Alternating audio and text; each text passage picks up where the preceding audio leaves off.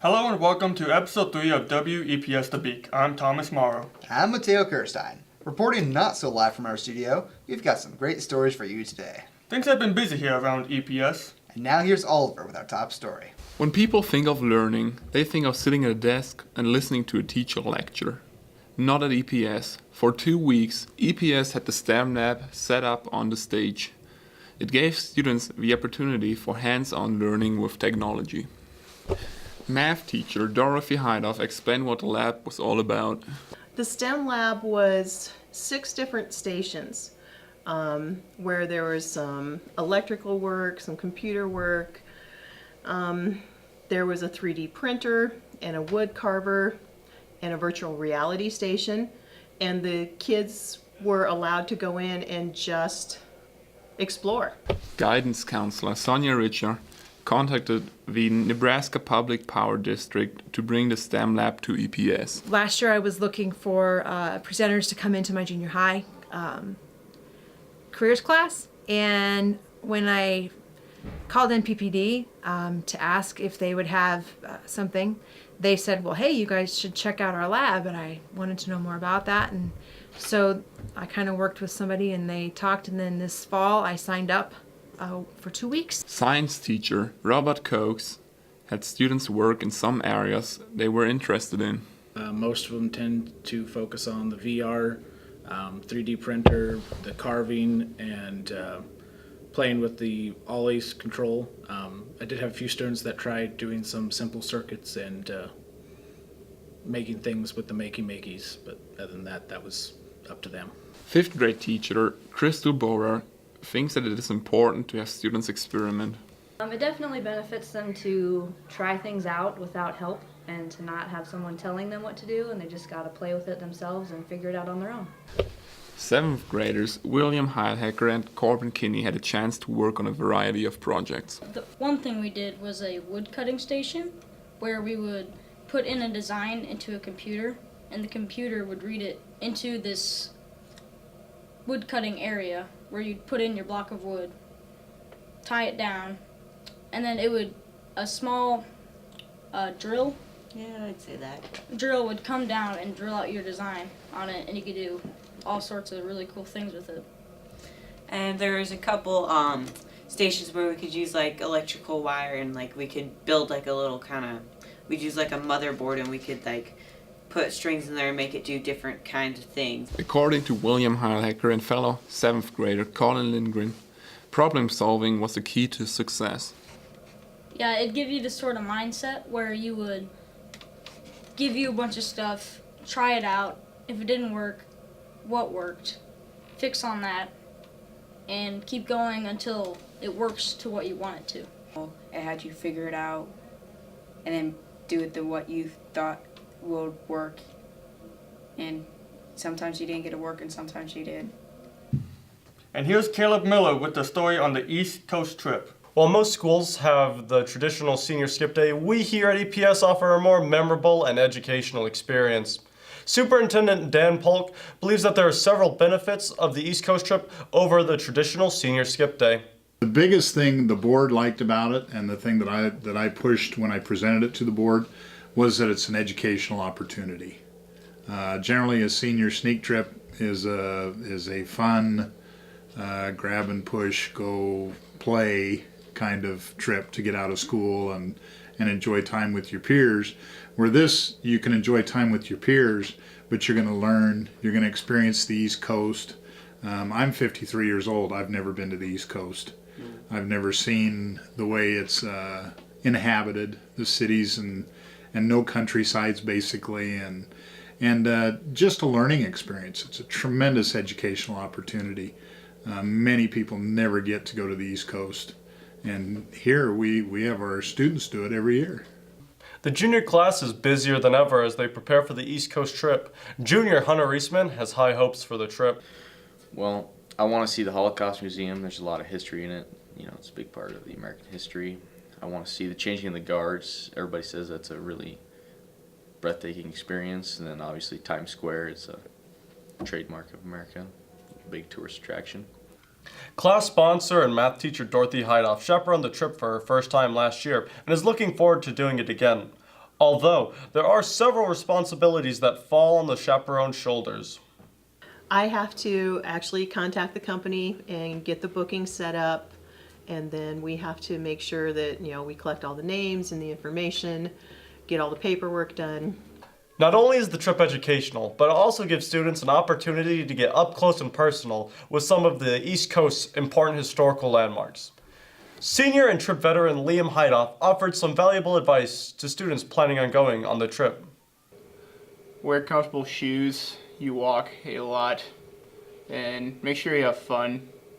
Here's Caleb Miller with the weather.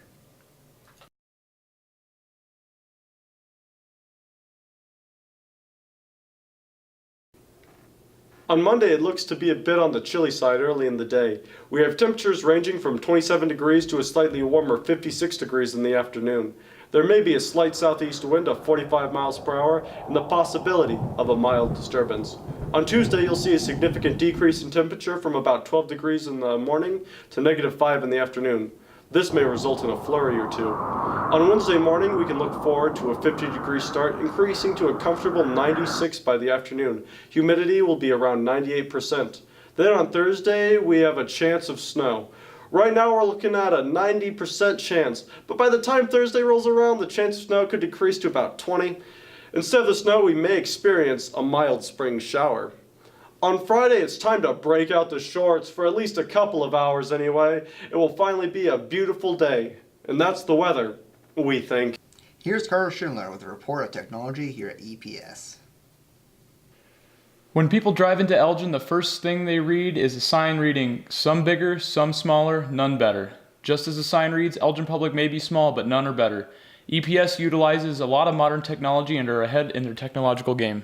Superintendent Dan Polk feels the students of EPS are well prepared technologically. Well, we've got a lot of different technology in a lot of different areas, and our board and administration is big on keeping our students up on technology. So when they go to college or go to the 2-year vocational training or even just right out of school can get a job. So I think it's affected our school and that it gives our students new boundaries and some things to look at that maybe other high school students don't get. Polk also feels EPS is in good shape technologically. I think we stack up really well, even against the bigger B and A schools that may have a lot of technology. And for a small school, I think we're top notch. EPS houses several pieces of cutting-edge technology. One example is the plasma cutter in the shop building. It has been used for a number of projects, including metal yard signs. EPS also acquired a drone a few years ago, which has been used for aerial photography among other projects. The broadcast team is currently looking into using said drone in future broadcasts. A piece of technology here at EPS that gets used daily is the smart tables in the new elementary building. Preschool teacher Sue Vanis feels that the smart tables do a good job of teaching basic skills to the preschoolers. It's used by the students every day during work time. They use it during their choice play for colors, shapes, spatial. Pretty much it will do almost any activity. EPS also acquired a 3D printer which is located in the science room. Science teacher Bob Cokes explained the importance of providing a 3D printer for the students to use. 3D printer is used to basically take any idea that you can design on the computer and actually make it a three-dimensional object that you can manipulate. Art teacher Rita Heidoff has been placed in charge of one piece of technology. Heidoff gets a lot of use out of the school's poster printer. The art teacher makes locker signs for nearly all of the student activities here at EPS. Heidoff says it's also a helpful tool for the students. It saves kids a lot of time. Kids used to have to draw these things out or, try and find some way to make them, especially for speech, where everyone's really busy as it is. If they can just send me the graphics, I can put them together. I have a Photoshop program, and we can print them off. They look nicer, and it just saves a lot of time and work on the kids' part. Hey Tom, how about you tell us about FCCLA and FFA? I'd be glad to. When people think of extracurricular activities, they think of sports and fine arts. However, here at EPS, we also have leadership organizations. Leaders are being made in FFA and FCCLA. EPS teacher Julia Swartz has been an advisor for 12 years. Swartz feels that joining FFA is beneficial to students. I would say the benefit for students being involved in FFA is all of the experiences they get to have when we go to district and state competitions, as well as them being able to meet other FFA members across the state and even across the nation. Freshman Joey Getfred is in his first year of FFA. Getfred's favorite part of FFA is being able to meet all the new people. That you get to meet new people all the time during any convention or any contest that we have. According to sophomore Olivia Lindgren, her favorite part is that the club is very close and the members are able to interact with each other very easily. Everybody who are members in FFA are actually really close compared to most organizations, and I like how we all are close and we can talk to each other. Junior Ali Wimhoff encourages all students who are on a farm or in a town to join FFA. Definitely. Like, for me, I'm a town kid, so I have little agricultural background, and I've learned so much in FFA, and I've learned to love agriculture a lot. So I encourage it for everyone on and off the farm. In addition to attending conventions, the FFA also is active in the community. They sponsor a Feed the Farmers lunch and help with the Bolorama. They also grow flowers in the greenhouse and sell them to the local community. FC Soleil is also active at EPS. This year they held a school supply drive and also sold their annual candygrams during Valentine's Day. In addition, the group attends a variety of workshops and conventions. According to first year sponsor Mackenzie Cooper, there are many benefits students can get from joining FCCLA. By being an FCCLA, students can gain a lot of different leadership skills. For FCCLA, there's kind of something that everyone can be involved in, so it gives them an opportunity to grow and learn about things that they're interested in. Sophomore Mackenzie Rudolph says students who are in FCCLA are involved in many activities not just for themselves, but for the community. We have our STAR projects, and then we have our community. So if you don't want to do STAR projects, you help out our community. And during the county fair, we work with inflatables. We help kind of manage things during the fair. And now let's join Hayes Miller on a journey through the enchanted forest we call prom.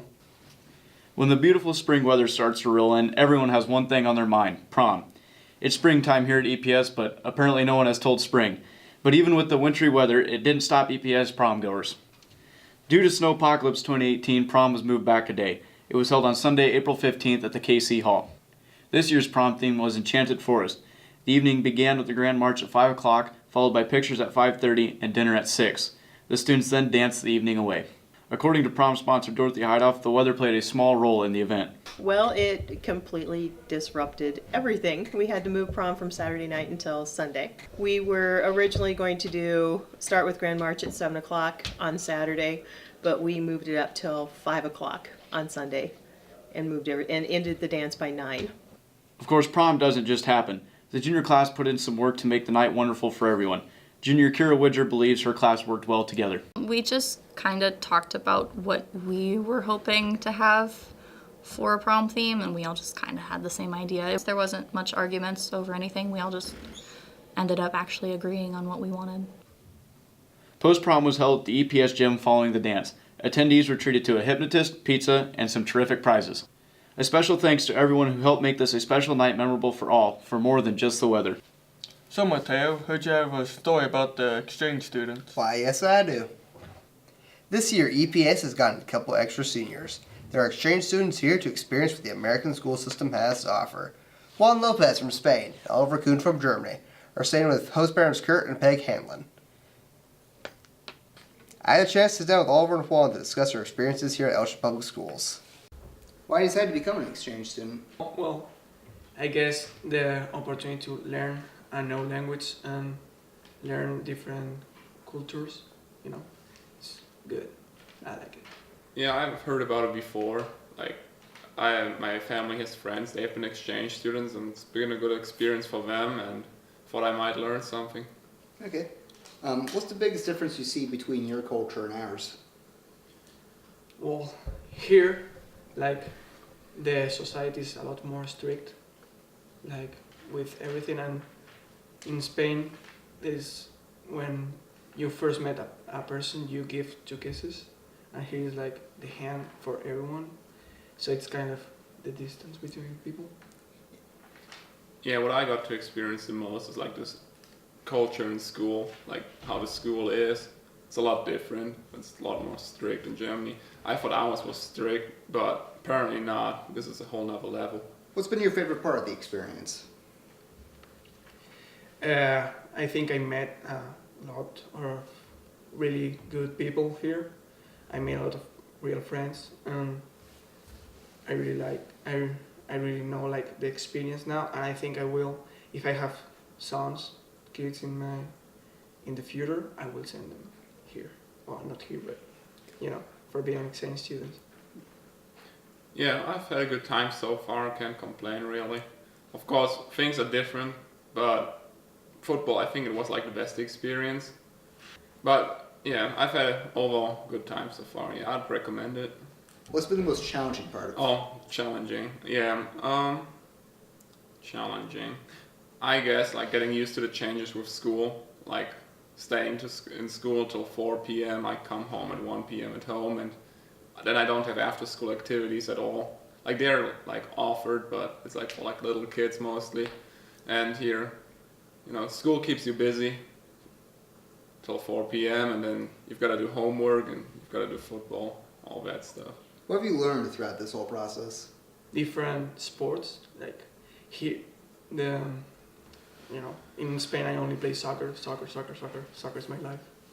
And then here I play football, basketball, and I'm doing track now. And the other activities like one act, yearbook. It's been fun. And here's Mary Nichols with news from the science fair. At EPS, there are some things students look forward to as much as they look forward to Christmas. One of those events is the annual science fair.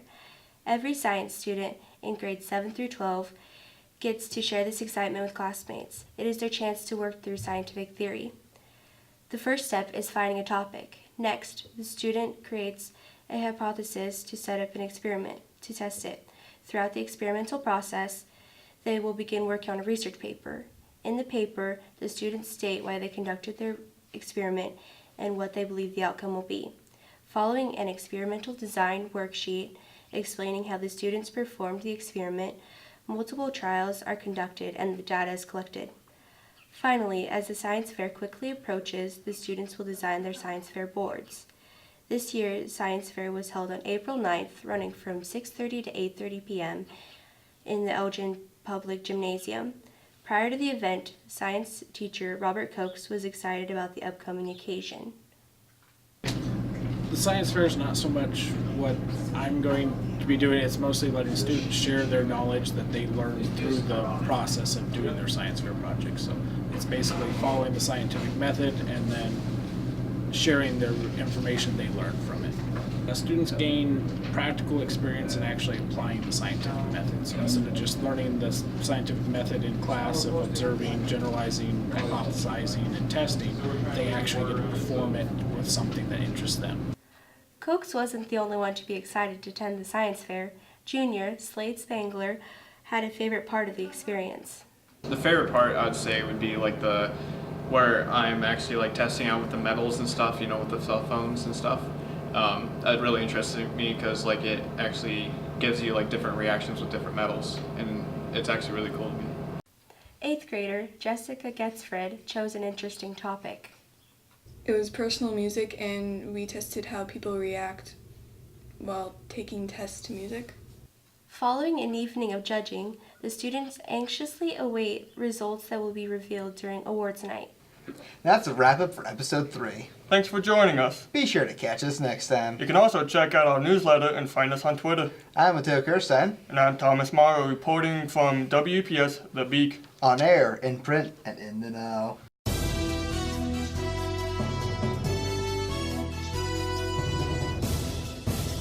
The life of Mrs. Hideoff.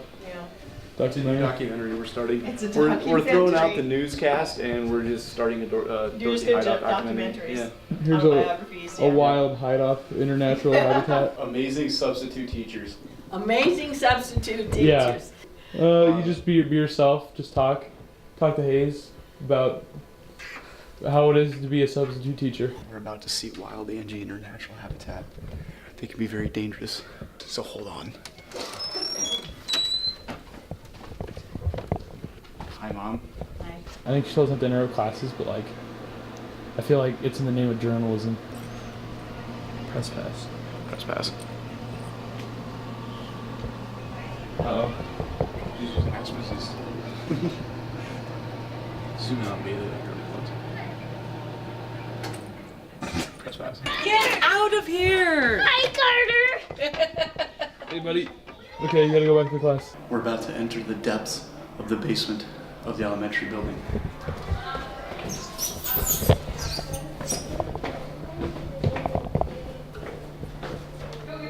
Cut the camera. Get in the bushes, get in the bushes! And you're in here why?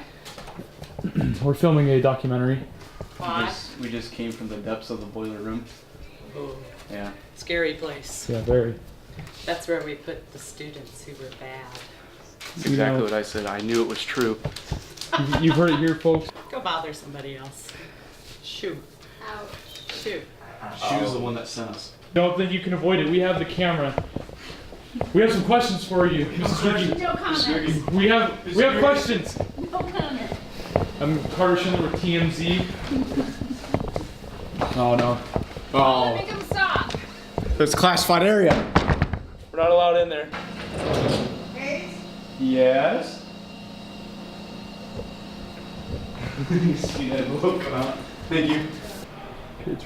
I hear Mr. Eisenhart yelling about oceans or something, so. Alright, cameraman, I'm gonna ask you to go first because my press pass doesn't take me past this line.